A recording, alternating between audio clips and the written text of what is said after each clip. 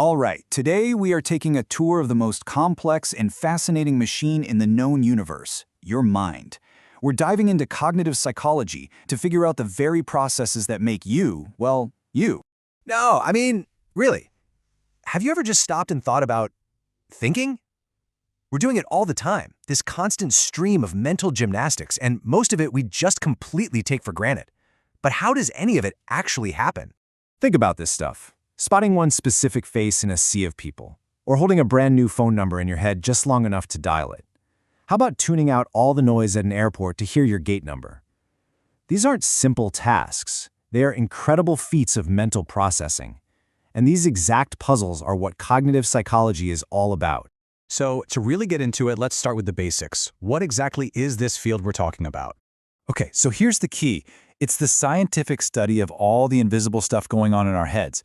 We're not just talking about what we do, but how we do it on the inside. You know, perception, attention, memory, the whole shebang. The word cognitive actually comes from the Latin for to know, which makes perfect sense. This is the science of how we know our world. And this quote from Neisser, who's pretty much the father of cognitive psychology, just nails it. What he's saying here is that our minds aren't just passive sponges soaking up information. No way. They're active, dynamic processors. They're constantly taking in information, twisting it, changing it, storing it, and then pulling it back out to use it. It's a very active process.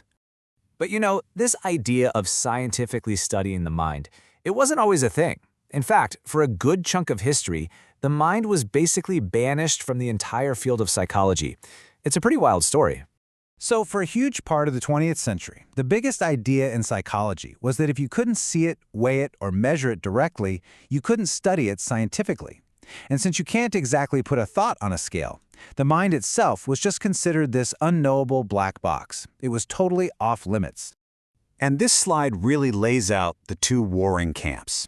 On one side, you've got behaviorism. These guys, like Watson and Skinner, said, look, all that matters is what we can see. A stimulus goes in, a response comes out. Whatever happens in between, who cares? It's a black box. But then, cognitive psychology comes along and says, whoa, wait a minute.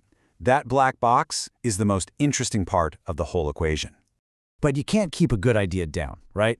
By the middle of the century, people started noticing some serious cracks in behaviorism, and this led to what's now called the cognitive revolution. The mind was about to make a huge comeback.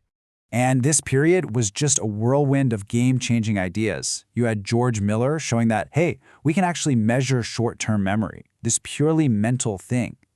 Then Donald Broadbent starts mapping out how attention might work. And then a massive blow comes from Noam Chomsky, who argued that language is way too complex to be learned just through conditioning. It had to be innate. All of these breakthroughs were piling up, creating a whole new way of looking at the mind. Now, this wasn't all happening in a vacuum.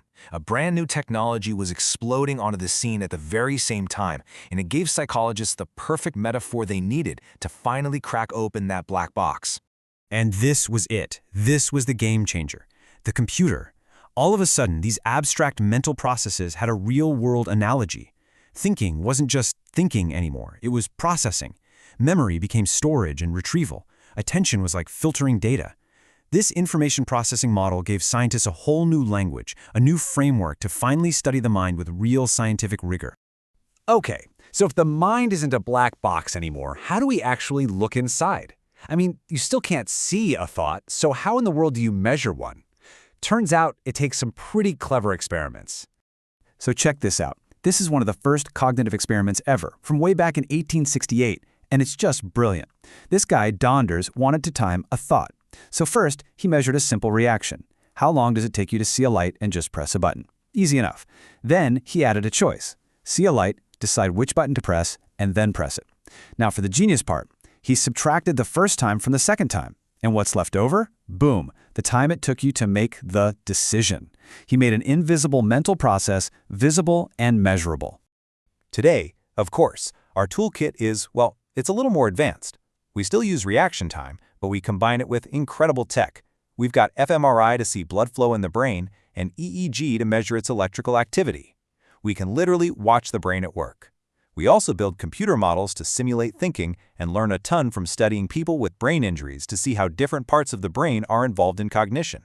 So this is all fascinating science for sure. But what's the point? Why does any of this actually matter in the real world, outside of a lab?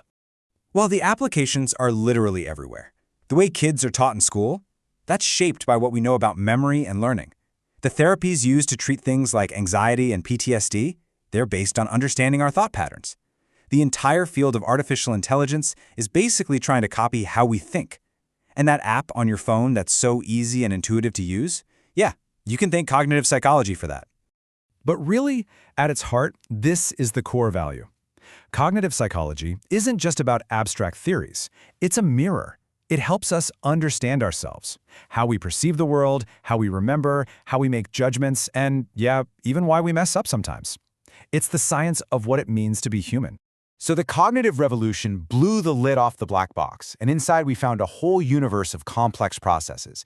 And with the tools we have now, we're peering deeper than ever before. The journey is far from over, and you have to wonder, what are we going to discover next?